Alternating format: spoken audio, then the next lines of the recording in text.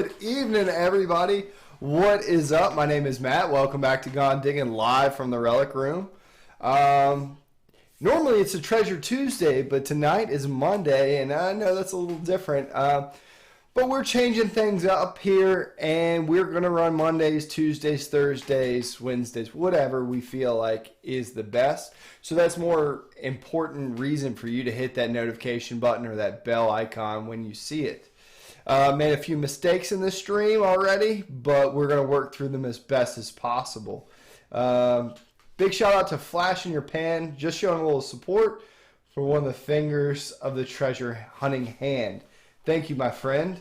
Much appreciated. Let's go into the chat. 26 folks here hanging out tonight. Metal Detecting NC was first in, along with Random Rob, just hanging out by themselves, talking treasure hunting. I love it.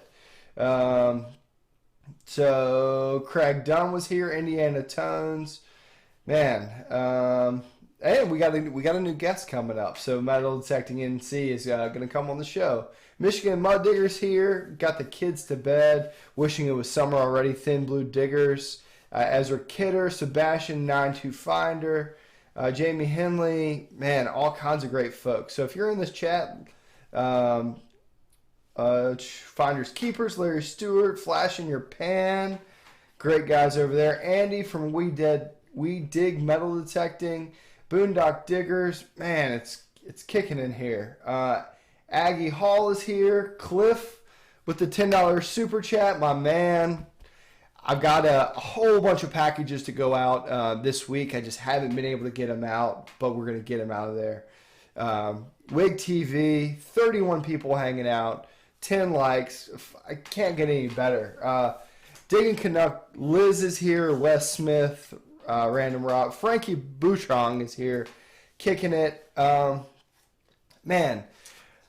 It's been a great week. I got to be honest. I've been out and I got to go out and do a lot of metal detecting with the boys. We found some really phenomenal stuff, and I'm really excited to show you this week's video.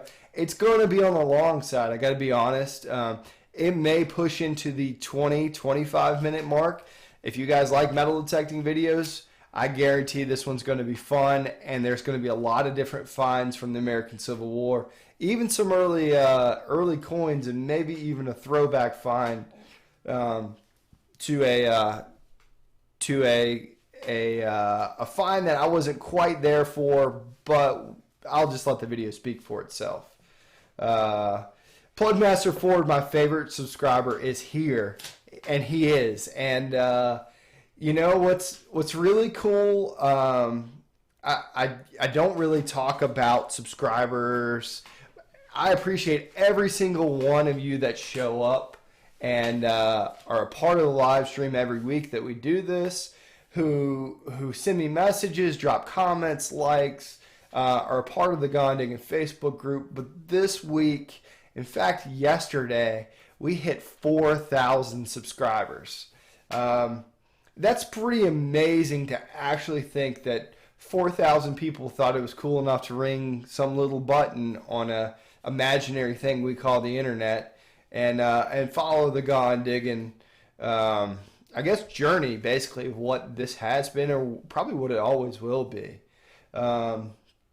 So, you know, I never thought that, you know, I really seriously started my channel in the end of 2017 into the beginning of 2018, and in this short amount of time we've grown to such a big community, and I really do think of this as a community. I think about every video that we produce and try to make the best content for everybody here. To whether you like, I haven't gotten into gold prospecting, but I plan on it, whether it's gold prospecting or exploring or metal detecting or river treasure hunts. We really do try to focus on the whole spectrum of treasure hunting, not just metal detecting. So that's really pretty cool. Something I never thought in my wildest dream that we'd get to, and it's, while 4,000 is just a number, you know, it's a number that represents everybody who's here tonight. And I from the bottom of my heart, I appreciate it. I can't say as many nice things as I want to. So Potter County Diggers just popped in. What is up, Kevin? Across the plane, metal detecting. So yeah, man, it has been a super awesome time. So yeah, I hear that we have a few folks in the chat are talking about other metal detecting adventures. Plugmaster Ford says 24 till departure, Kevin. So I imagine that has something to do with England, but I'm excited to see their adventures. I'm really bummed that I couldn't be a part of it this time. But we will do that. So Cliff said you got a gold pan and it for Christmas. Let's go. Absolutely, man. You want to go gold prospecting? I've got the link in for this. Dude, hit me up. Hit me up on this. We're going to make that happen. It's all about content, brother. Give us 4,000 subscribers. Give us some entertaining, personally, just pit videos. If I had enough arms and back just to give you pit videos, Joey, I would. Who else has a great channel about digging pits? And I hope he did some videos on his last pit that he was in. And speaking of look at this. I got notes here. Speaking of the Gone Digging Facebook group, let's jump over into that, because I'm going to tell you right now, the Gone Digging Facebook group has been off the charts, rocking with some incredible finds. Not only, I mean, so this is a little preview of what you'll see on the next Gone Digging video. Ross Walker sharing actually what look like Smith carbines, not necessarily what I thought were sharps, but dude, they got a couple Smith carbines, some buttons, a J hook, some really great stuff. Ross a little bummed. Nice New York Ross, a lot of gold on that. Ross, let's see if we get X out of that. Ross got a little bit of a rough button, kind of fell apart, but it was an eagle button, and they do that 50 years in the ground, and you too would fall apart. Tommy Snellings, Troy, and Austin Cooper have absolutely been wearing it out, hunting for American Civil War relics, and they are hunting a fantastic camp. Here's the guys in a pit. And so cool to see glass in the bottom of the hole. Those guys make me green with envy every time they go out that I'm not there hanging out with them. But man, just incredible. Not only are they finding bullets and buttons, but they're finding glass. That's a heck of a day right there. And they're having these days every day they go out, which is pretty unbelievable. James is asking for some information on this button. It's kind of a rough picture, but you guys get the idea. So we're always looking for input information, kind of things to help us out. Speaking of Mr. Colonial Fiend here, just in a absolutely incredible colonial era pit. Pieces of redware, early glassware, buttons, and check out those pipes, man. Absolutely killer. I would guess those are probably from the early 1700s. Joey can correct me if I'm wrong. A couple maker's marks on there. Angie and Randy and Angie. Check out this incredible Eagle V. That's the Voltigeurs. They were a Mexican-American war group, 1849. Very limited troop usage of the Eagle V. Some people thought that they stood for Virginia, but they do not. It's from the Voltigeurs. Ralph, with this early, nice early period American Civil War U.S. Blinder rosette. Really nice. Doing a little preservation work on that as well.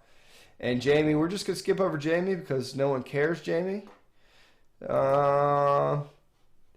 Super nice U.S. arrow hook button plate.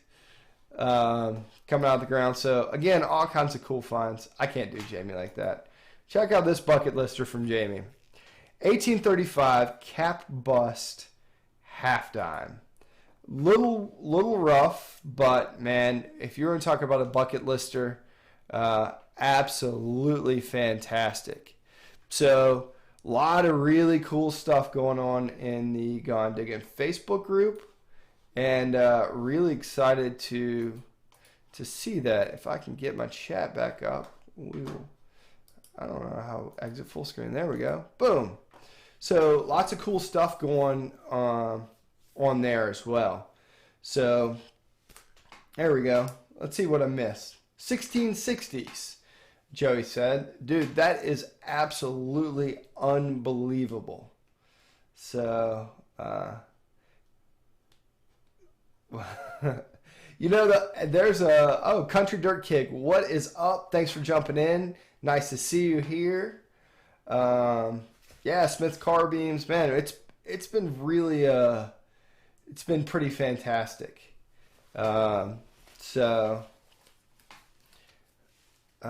Detectors is what you fall asleep to sometimes. Right on, man.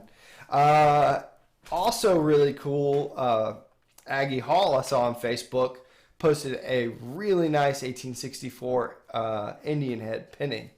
And she said in her caption of something about a fatty, I thought it cracked me up. I have a pretty funny little meme I'll have to share with you on that on Aggie. That's pretty fantastic. Diggin' with Deej. What is up, Deej? Nice to see you. 37 awesome people here hanging out tonight. The other thing I had on my list, it sucks. There's been I saw that the metal detecting community lost Tennessee Jim.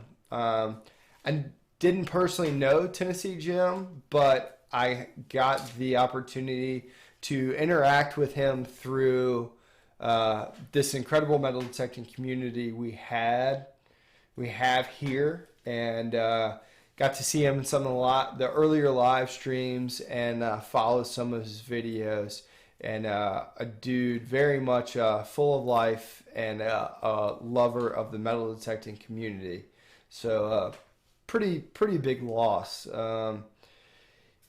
Tennessee Adventures, if you guys know his Facebook or his YouTube channel, did a really touching kind of tribute to Tennessee Jim, and they were super close, like personal friends, and got to go out and hunt together. So if you have a chance, go over, check out Tennessee Adventures tribute to Tennessee Jim. Really touching. So yeah, Brandon, it kind of sucks. So it always stinks to see that kind of news in the metal detecting community. Grey Ghost Adventures. What a brother. We're going to have the Gone Diggin' crew up real soon. Austin and I have been talking about have y'all up. Just need to line up the dates. Yeah, man. I would absolutely love coming up and kicking with you guys. It would be a blast. But yeah, it was last Saturday, so it's been a week. So you know, thoughts and I hate to say it, I think it's the most callous thing to say is thoughts and prayers, but certainly thinking about Tennessee Jim and his family as well. So here's to you, Tennessee Jim. What else do I want to talk about? So there's been a lot of talk recently about new machines. You know, man, I don't want to get into the hype or the speculation of new machines. So let's do it. I'm not above it. Why should I be? So this week there was a bunch of stuff circulating SHOT Show, which is kind of outdoors, but it's more geared towards firearms manufactured and sales in Las Vegas. But if you paid attention to it, you saw a big banner that said something new coming soon or something like that by Garrett. I am 100% interested in what you think about the new Garrett machine that's coming out is going to be. Andy from We Dig Metal Detectors did a little bit of a live stream about what he thought it would be, what he wanted it to be. And I think we all have our own different ideas about what we think the new machines will be. So, you know, best machine is the one you own, Larry Stewart says.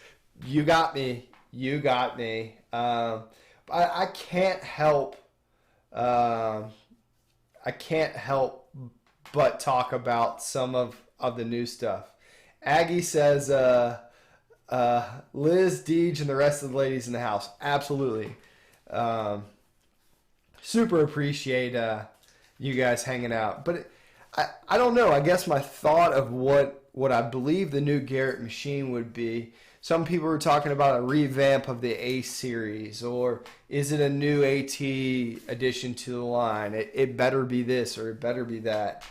You know, I don't know a lot about Garrett.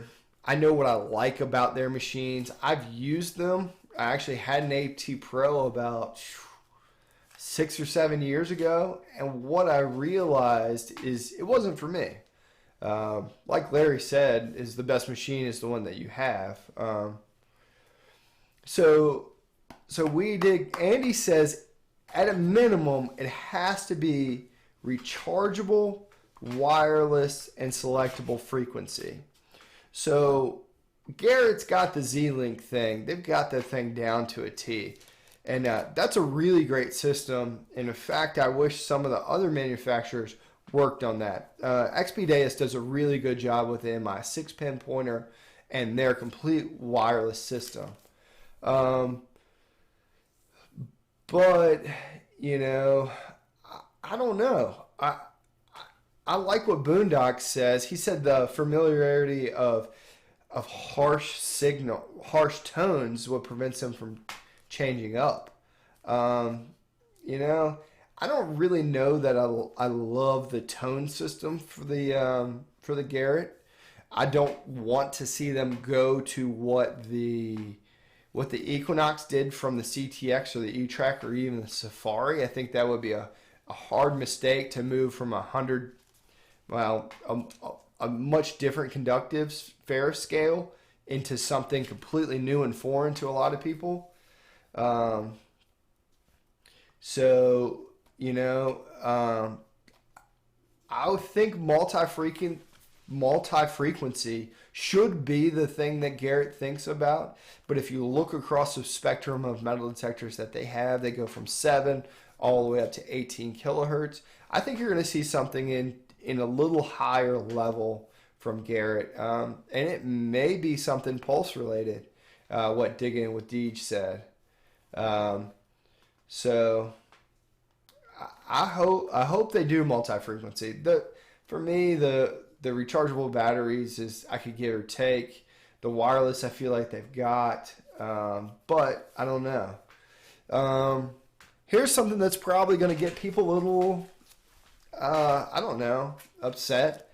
You know what I have noticed though is Digging with Deej said a PI machine with discrimination. And where's Fisher been at? About a year and a half ago, I kind of talked with some folks at Fisher about their PI machine. Like, hey, let's get it out to Culpeper. Let's get it on the beaches.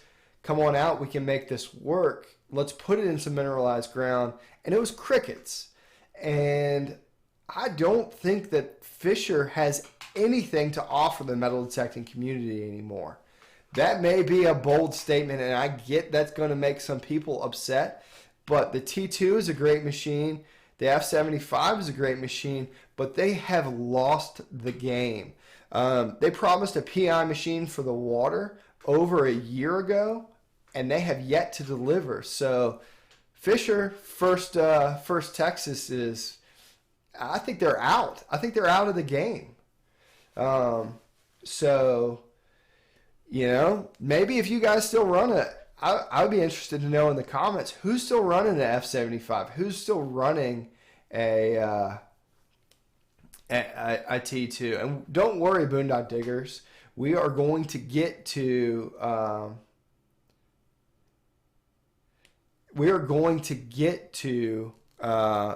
the simplex.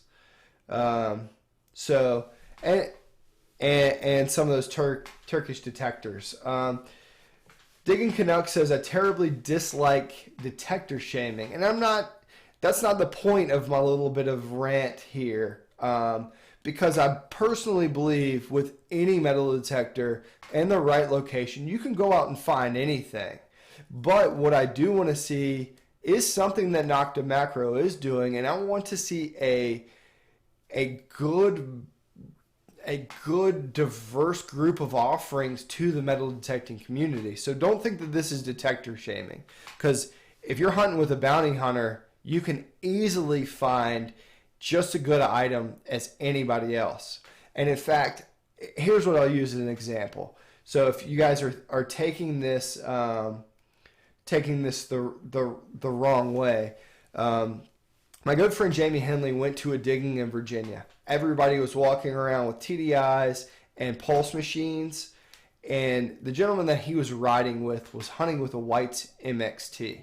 MXT for a long time was the best available machine for digging in Virginia, hot mineralized Culpeper ground, until the really fining in of the pulse induction technology by Minelab and White's, specifically the TDI and the GPX series of metal detector. Well, this gentleman had spent the last 3 days walking around and not finding hardly anything with his MXT. But on one of those days, he reached down into the dirt and picked up what's called a Kearney cross. There was only something like 200 Kearney crosses issued by, I think it was a general. His name was Kearney. You guys can Google search all this information. But extremely rare. And there were only a handful of examples, dug or undug, known to exist. So this gentleman who had we'll call a sub-quality machine for the conditions he was hunting in, found what was the relic of the hunt. In fact, a gentleman offered him somewhere in the neighborhood of $6,000 to $8,000 on the spot for that relic.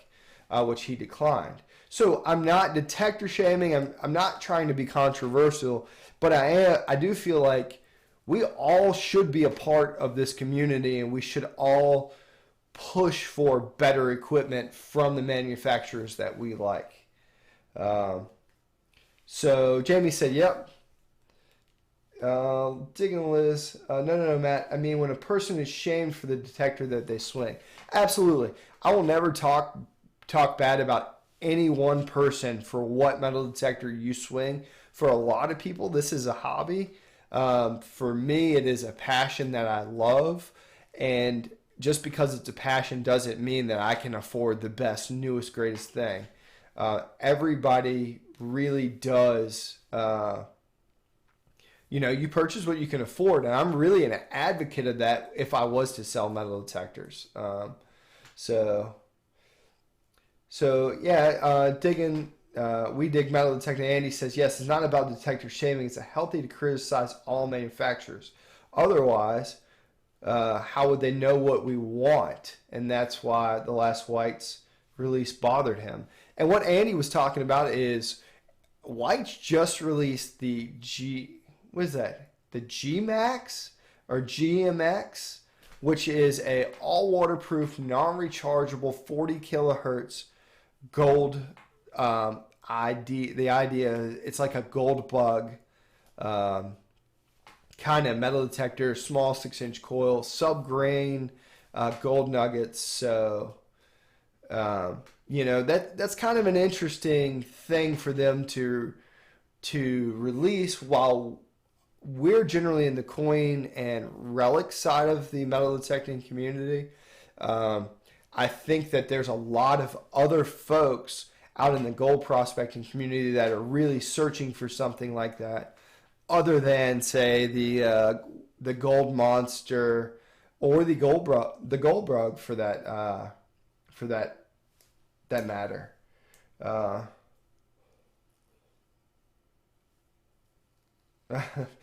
So,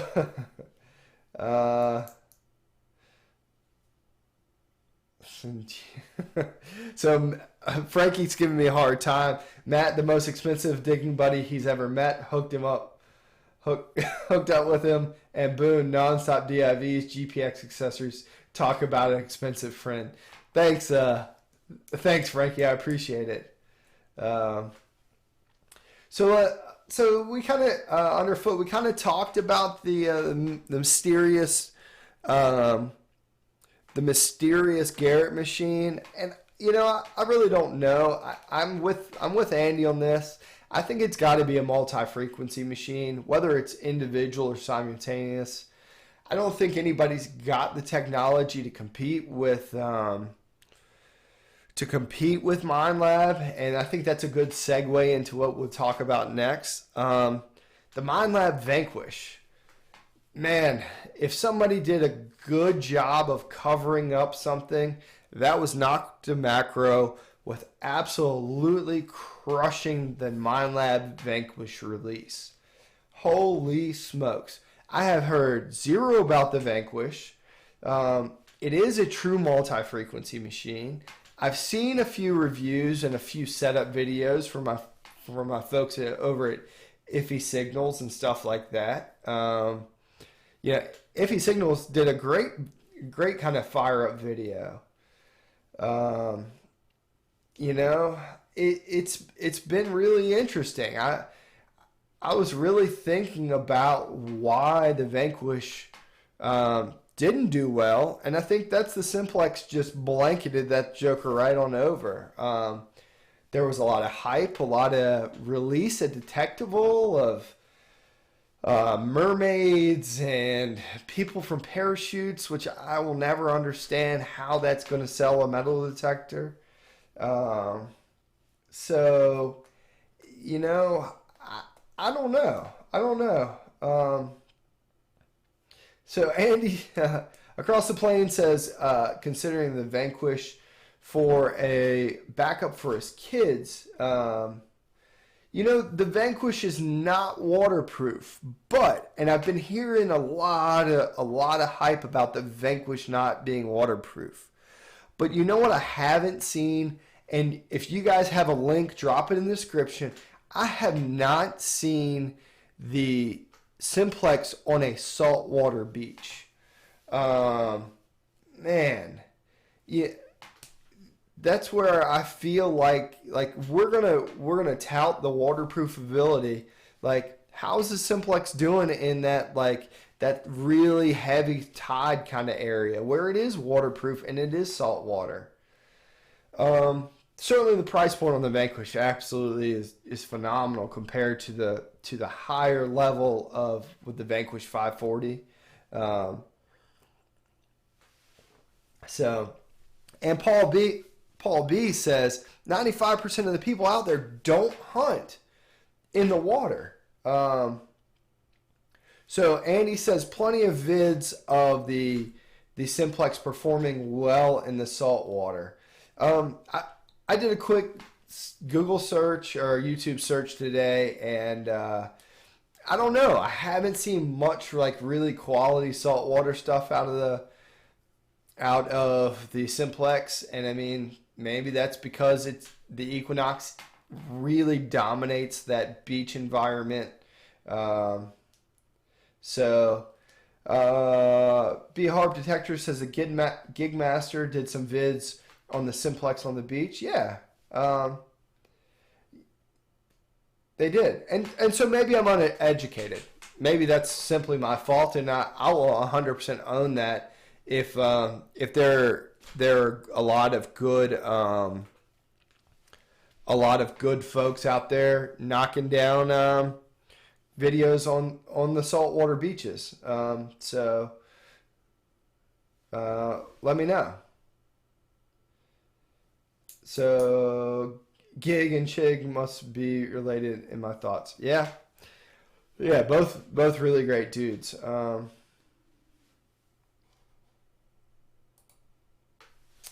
So Andy says you have to remember that the Vanquish was released somewhere before the dealers even got them. Man, that's tough. I don't feel like that should be something. I don't know. I don't feel like that should be something that really should have an impact on detector sales because one major manufacturer, one major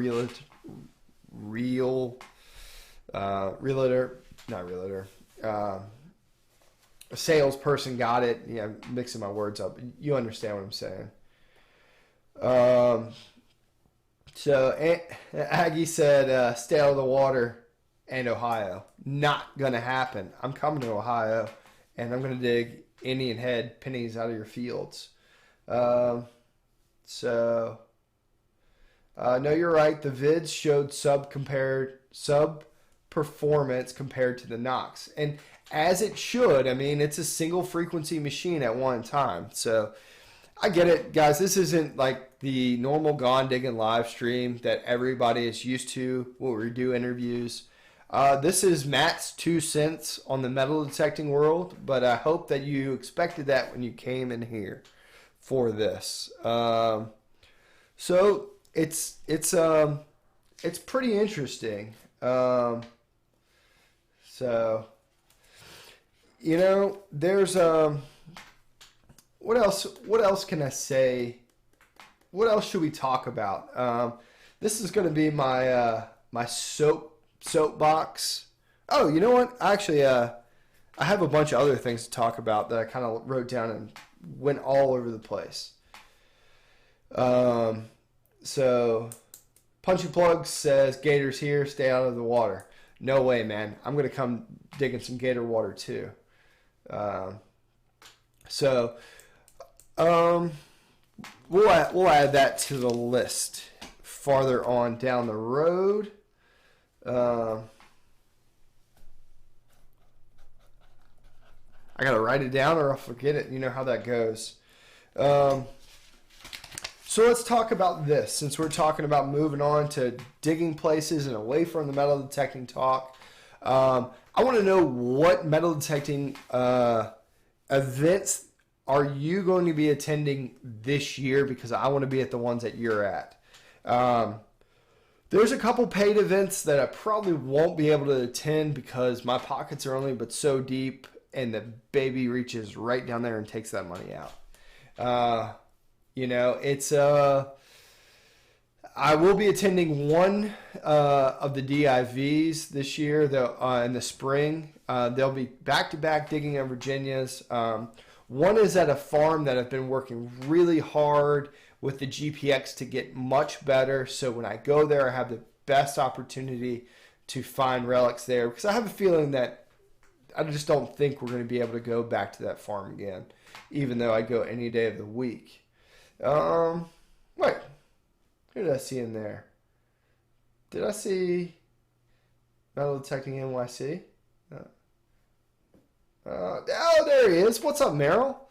We're just here hanging out, talking metal detectors and organized metal detecting events and all of that stuff, man. Thanks for joining us.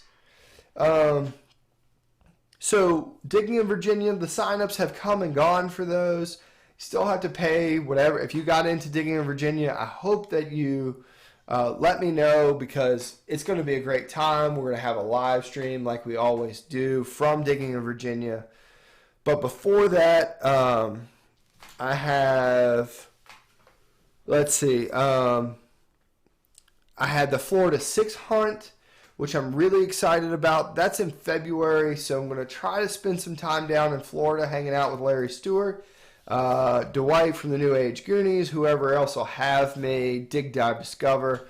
Maybe if we're lucky, we'll bump into Wild Kyle and Paleo Chris and do some fossil hunting. We'll see what happens with that, but it's going to be a good time. It's just a single day, but that's going to be. I'm really excited about that. So Potter County said dirt digging PA, digging South Jersey, which I don't know anything about those.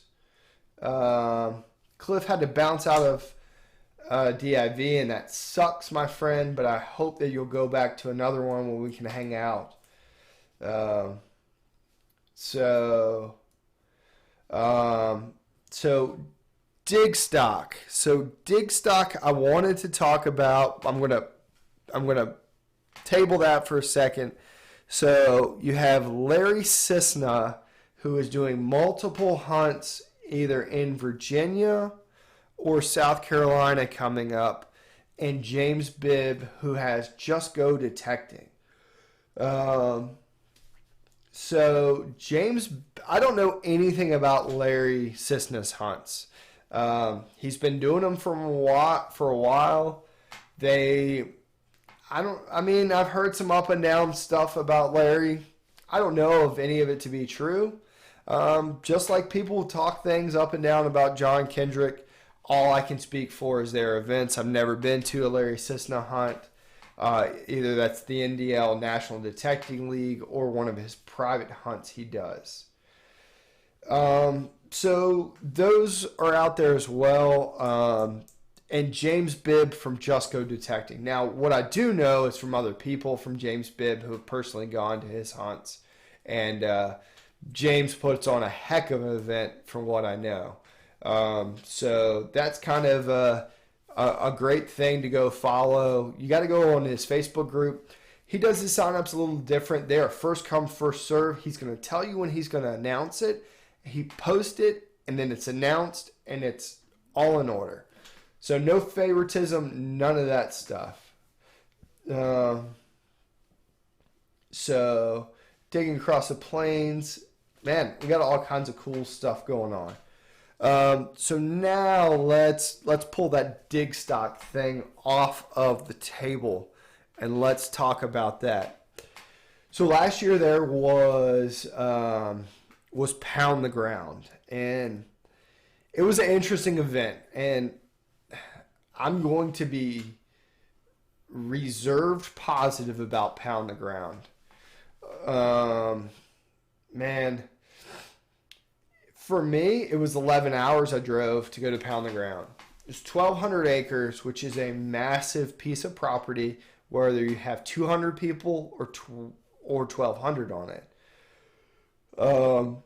But the finds were very limited to very concentrated areas. And after that, you really had to work hard at anything you were going to find. Now, the Pound the Ground guys split and went in different directions, and for a couple different reasons from what I understand. But I'm not sure that even adding 600 acres to that piece of property would be worth it for another 1,000 people to go and show up. Now, I would love to have whoever's promoting dig stock come on the stream and tell me otherwise why I would want to go to dig stock now that it's different affiliations. I know Pound the Ground is going to Rhode Island next year, and dig stock is going back to the same farm. So, but I'm going to be a little critical. It was interesting. So, if you guys know the folks who are putting on the dig stock, I'd love to know why I should go to their event. And the same thing with Pound the Ground. I'd love to talk to them about how their event's going to be different. Last year at Pound the Ground, if anybody attended, you'll know that they tried to put 1,000 people into a space for about 100. And I thought that was really poorly run out. and really poorly thought out, especially knowing that they used a ticketing service that would tell them how many expected attendees they would have. So, we will see.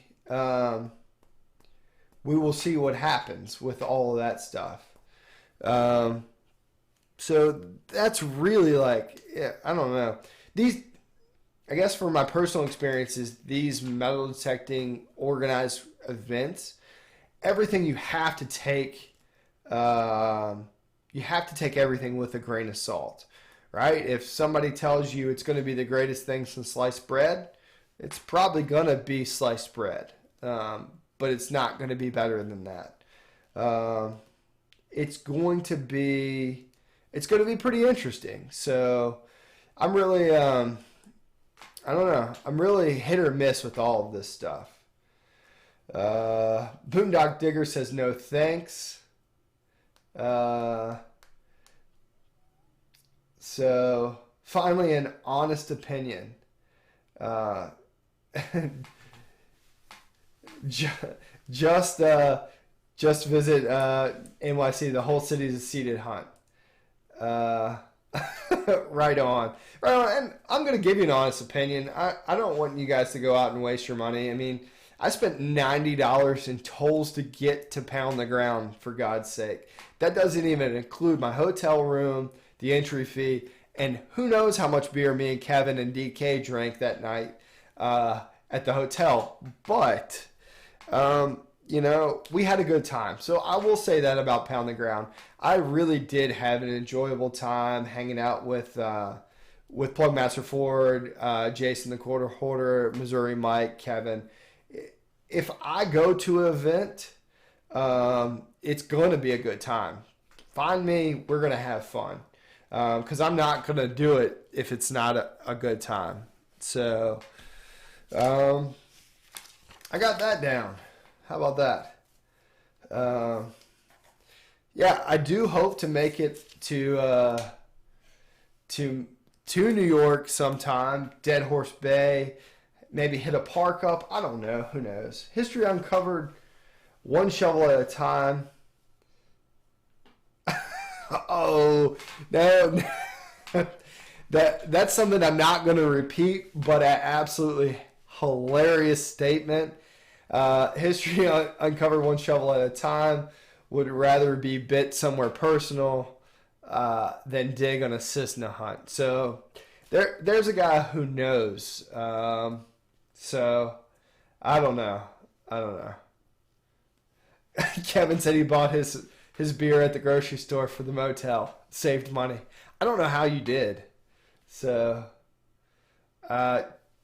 Underfoot said add to the Matt Come to NYC fund. So that, thank you, my friend. That will lead me into the I guess the final kind of thought I have for this stream.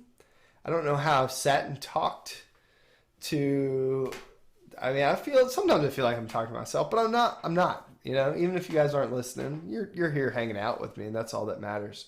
Collaborations. I've seen some incredible collaborations in the last few months, whether it was Nugget Noggin and Tristan, who goes by Yappy somebody or something. I don't know.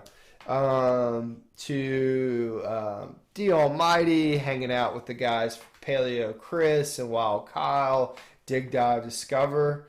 I think it's high time that we pull together and put some collaborations on the books. I really do have high hopes of going to NYC again this year and hanging out with Underfoot Adventures and Merrill and so many other folks. It's just a train ride. It's only a few hours. So, yeah, this is kind of Jerry Springer's not so deep thought of collaboration. Underfoot says, man, we're really coming out with some strong opinions. I love it.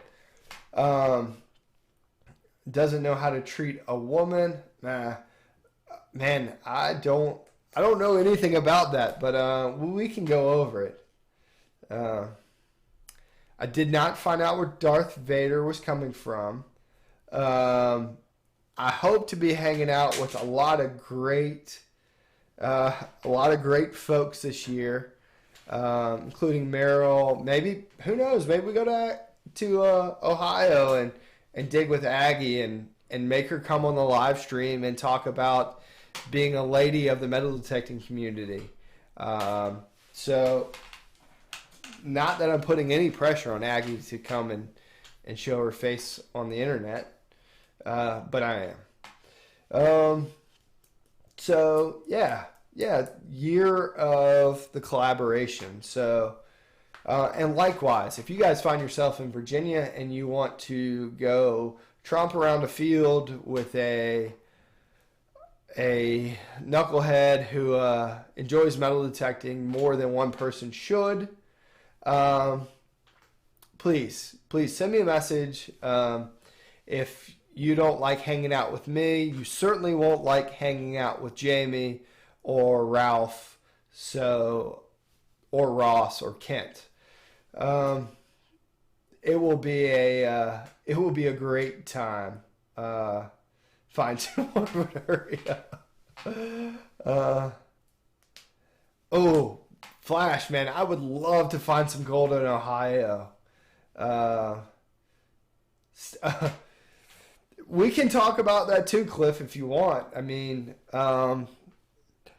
yeah, I guess we can backtrack a little bit. There are some other organized metal detecting events to stay away from, and I will tell you that stay away from Just Dig It VA. Absolutely. The gentleman's name is Brandon Wynn, but I've not heard anything positive from his events. Cliff will vouch for that, and that is pretty that's pretty spot on. So, Cliff, you're welcome anytime. PCD 20 hours. Indian Village, bud. Right on, man. Right on. So, only if Frankie comes along, man. Frankie's got a personal request. I like that. Yeah, we'll bring the whole crew out if we're gonna do it. So, and we'll fast forward to the next group of live streams. Man, I got a great February stream coming up.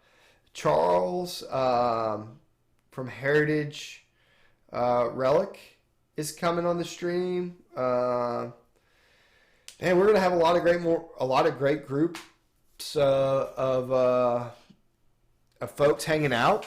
I kind of have run out of things to say. If you'd like to be on the live stream on a Tuesday night or Monday night or whatever night you would like, please feel free to hit me up. Let me know. Send me a message.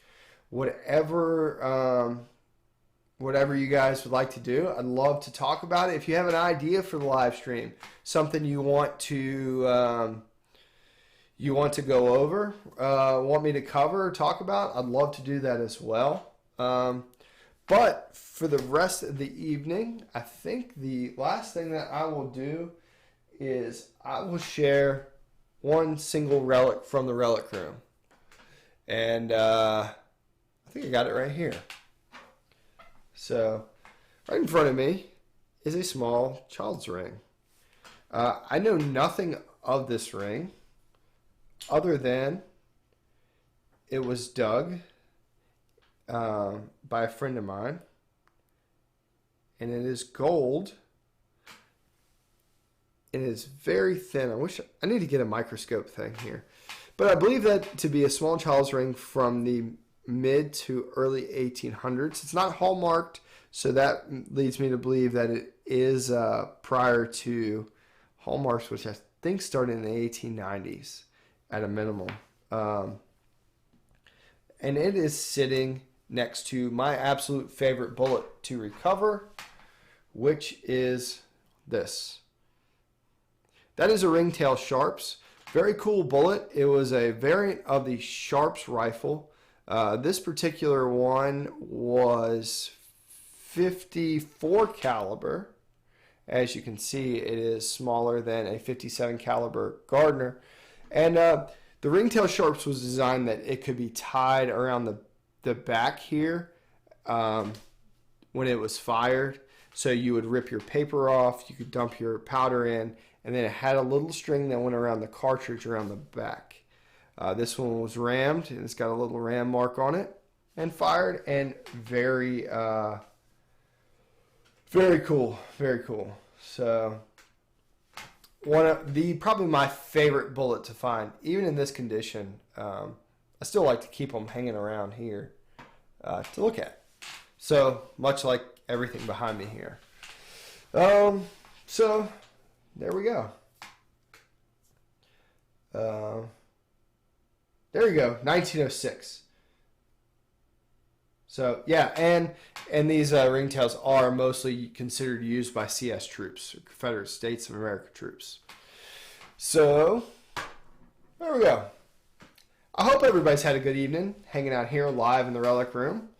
Not a whole lot. I hope you have enjoyed listening to my incoherent ramblings and thoughts on metal detecting, collaborations, new metal detectors, hitting 4,000 subs thanks to you guys, and organized metal detecting events. So yeah, I will absolutely hug the baby for each and every one of you. I cannot get enough of her. She's a fantastic person, despite all of what I will attempt to do to corrupt her. So, hey, my name's Matt. This is Gone Diggin' live from the Relic Room. I hope you've enjoyed this episode. This week, I hope you're able to go out and find some history. If you are not able to find some history, I hope you can go out and make history. As always, thank you guys for coming and joining me here each and every night. Your support means all the world to me. And we'll see you next Tuesday night for a great live stream. Thanks for watching, guys.